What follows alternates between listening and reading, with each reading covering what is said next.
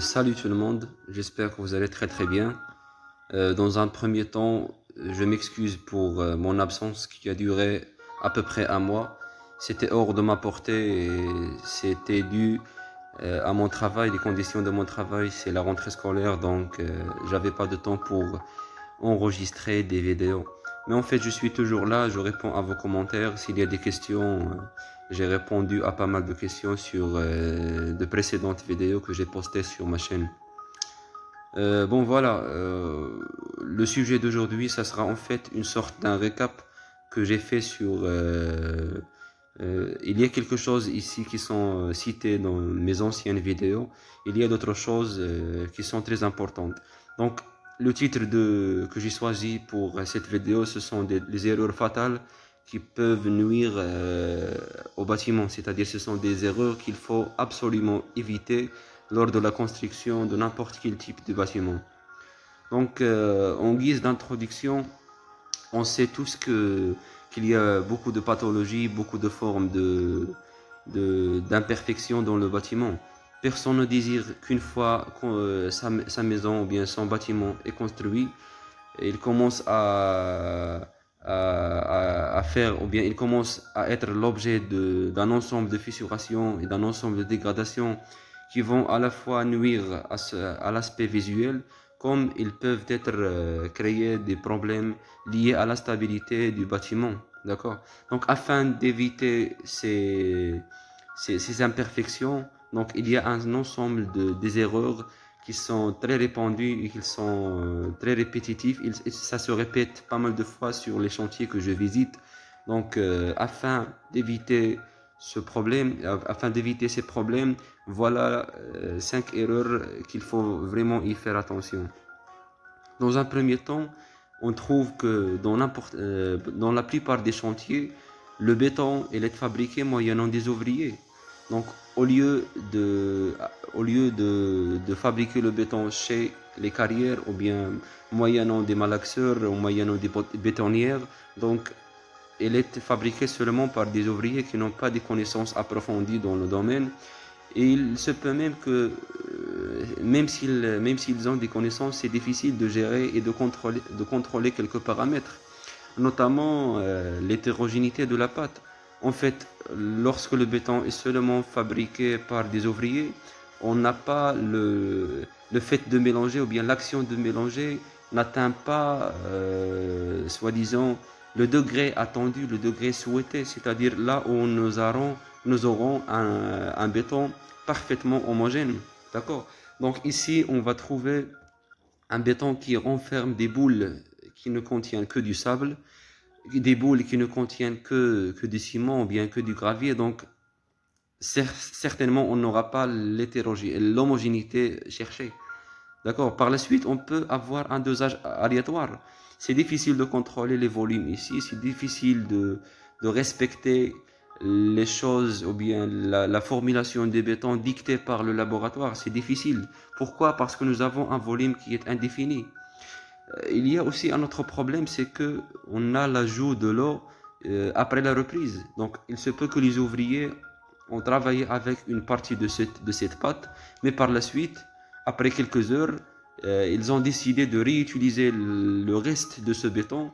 Et qu'est-ce qu'ils font en général? Ils ajoutent de l'eau en se croyant qu'ils vont ressusciter ce béton, ils vont lui redonner la vie, soit il va revenir à son état initial, chose qui est impossible.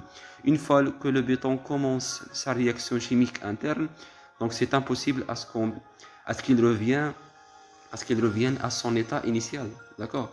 Donc voilà, il y a des paramètres ici qui sont incontrôlables. Comme je viens de dire, le volume il est indéfini.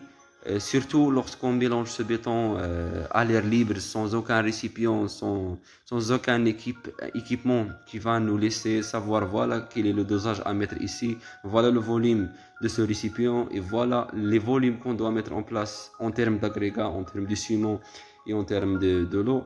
Et donc ça va risquer de résulter un béton qui est inadéquat avec les exigences du CPS et les exigences du laboratoire, tout simplement. Par la suite, nous avons un problème qui est fameux, Je peux même insister sur, ou bien jurer sur ce point. La plupart des chantiers, ils commettent cette erreur. Cette erreur, en fait, c'est de stocker longtemps les granulats à ciel ouvert sans aucune ouverture, sans aucune couverture, pardon. Donc, dans les chantiers en général, on trouve du sable, des graviers, parfois même du ciment qui sont déposés là. Et ils attendent pour des jours, à savoir même des semaines, surtout pour les grands chantiers. Pour les grands chantiers, afin d'accélérer le travail, afin de ne pas tomber en panne, donc ils font appel à de grandes quantités de granulats. Et du coup, une grande partie de ces granulats, elle reste sur le chantier pour des périodes assez longues. D'accord? Donc le problème ici, c'est surtout dans les zones qui souffrent des orages et du vent. Donc ce vent, il va obligatoirement, nécessairement, il va transporter de la matière organique. Il va transporter des argiles, il va transporter des éléments indésirables qui vont être déposés sur la surface de ces granulats, notamment le sable et les graviers. D'accord? Donc après un bout de temps, donc si on veut mieux comprendre cette erreur, supposons que nous avons déposé un ensemble de granulats pour une période d'une année ou bien 2 années.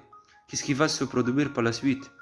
On va venir au chantier, on va trouver que à la surface de ces granulats, à la surface de ces dépôts, il y a de la végétation qui a commencé à pousser. Comment ça s'explique? Ça s'explique tout simplement par le fait que à la surface de ces granulats, il a été déposé de la matière organique. Il y a des argiles là-bas qui vont renfermer de l'eau, qui va nourrir cette végétation, etc. Donc, erreur à ne pas commettre. Il ne faut jamais laisser les granulats à ciel ouvert sans couverture. D'accord? Donc il y a de la pollen qui va être transportée, il y a du vent qui va éloigner une partie de ces granulats, il y a une autre partie des éléments indésirables qui va être déposée ici et qui va obligatoirement diminuer la qualité de ces granulats. Par la suite, nous avons le stockage des matériaux de construction avec de grandes quantités, mais sur de petites surfaces. D'accord? Donc ici, c'est un point que j'ai déjà travaillé sur.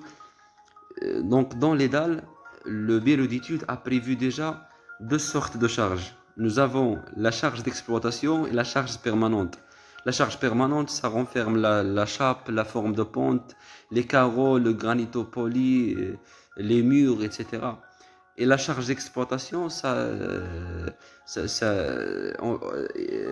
renferme en fait les tables, les meubles, les individus qui vont utiliser cette dalle, les chaises, etc. La télévision, le réfrigérateur. Donc tout ça, ça rentre dans le cadre des charges d'exploitation. Donc déjà, comme je viens de dire, le bureau d'études a prévu la somme entre la charge d'exploitation et la charge permanente pour l'utilisation de cette dalle. Le problème qu'on fait nous, ou bien les ouvriers, ou bien les techniciens de chantier, c'est qu'ils décident de stocker de grandes quantités qui dépassent la charge d'exploitation et la charge permanente. Donc ici, la condition primordiale qu'il faut respecter, c'est que la charge stockée, soit en aglo, ou bien soit en sac de ciment, soit en n'importe quel type de matériaux de construction, donc sa masse doit être inférieure à la masse de la charge d'exploitation plus la masse de la charge permanente. C'est bien clair? Donc si nous avons un dépassement de ces 2 charges sur une surface sur 1 m², c'est-à-dire en fait la charge d'exploitation et la charge permanente, ils sont donnés dans un seul m². Donc si la charge dépasse ces deux charges, donc on aura obligatoirement des dégradations, des imperfections qui vont commencer à apparaître dans notre dalle. Ensuite, nous avons le coulage du béton sous la pluie ou en période très chaude. Donc, déjà, par le bon sens, en général, il ne faut jamais couler le béton lorsque nous avons une période très chaude et lorsque nous avons la pluie. D'accord? Donc, l'idéal pour nous ici, c'est de couler le béton dans des températures comprises entre 1 seul degré et 40 degrés sans précipitation. D'accord? Donc ça, c'est l'idéal, c'est le général. Mais en fait, cette règle n'est pas absolument catégorique. Pourquoi? Parce qu'on peut, dans quelques cas, aller recourir, ou bien sous quelques conditions, aller coller le béton sous la pluie, ou bien lorsque nous avons une température qui dépasse les 40 degrés. Mais ces critères, en fait, ils consistent à ce que la pluie et le chaud ne doivent pas avoir des effets néfastes ou bien négatifs sur le béton. Comment ça? Commençons tout d'abord par la pluie, les précipitations. Donc ici, les solutions qui sont données, c'est surtout d'aller couvrir la dalle ou bien l'élément qui va recevoir le béton frais. Il doit être couvert, il ne doit pas être en contact avec les eaux de la pluie. Donc il y a même des entreprises qui vont très loin et qui ont ou bien qui possèdent parmi leur équipement, ils possèdent des bâches. Et ces bâches, en fait, ils ne doivent pas être en contact avec l'eau. Il y a une distance entre la surface de la dalle et cette couverture en plastique, d'accord? Ou bien ces bâches en plastique. Mais c'est une solution, comme je viens de dire, c'est une solution palliative. Il y a aussi la solution pour le chaud, lorsque nous avons des températures hausses, c'est de couler tout simplement le béton pendant la nuit, afin d'éviter ou bien afin de minimiser le risque d'évaporation de l'eau lorsqu'il est exposé au soleil directement. D'accord? Mais comme je viens de dire, ce ne sont que des solutions palliatives. La solution technique ici, c'est surtout d'aller recourir vers des adjuvants, en fait, pour les températures assez chaudes. Donc on peut aller recourir vers des adjuvants retardateurs de prise. C'est-à-dire, une fois mélangés avec des pourcentages bien déterminés avec le béton, ils ne vont pas laisser l'eau s'échapper du béton, d'accord? Donc ils vont diminuer voilà l'évaporation de l'eau. Et pour la pluie, on a les accélérateurs de reprise. L'accélérateur de reprise, en fait, son principe, c'est de ne pas laisser, c'est en fait d'accélérer la réaction chimique qui se produit à l'intérieur du béton. C'est bien clair. Donc il y a aussi d'autres adjuvants qui vont plastifier le béton et qui vont le laisser intact face à l'eau, c'est-à-dire l'eau ne va pas trouver le chemin pour s'infiltrer à l'intérieur du béton et du coup séparer entre ces éléments. C'est bien clair. Donc les adjuvants sont la meilleure solution afin de pouvoir couler le béton sous la pluie ou bien en période très chaude. Par la suite, nous avons le coudage des attentes des armatures. Ça, c'est une erreur fatale en fait. Lorsqu'on coude les éléments des armatures, on crée une zone de faiblesse ici. Là où il y a le coude, c'est une zone de faiblesse. Le problème ne réside pas en le fait de couder le béton, mais on va le couder pour un certain bout de temps. Mais par la suite, une fois que nous aurons besoin de ces attentes afin de les raccrocher avec le reste du système d'armature, on va essayer de les faire revenir à leur état initial. Alors que c'est difficile, comme je viens de dire. Une fois que l'armature a été coudée, une fois que la zone de faiblesse a été créée, donc il ne va pas être revenir à son état initial. Une zone de faiblesse ici va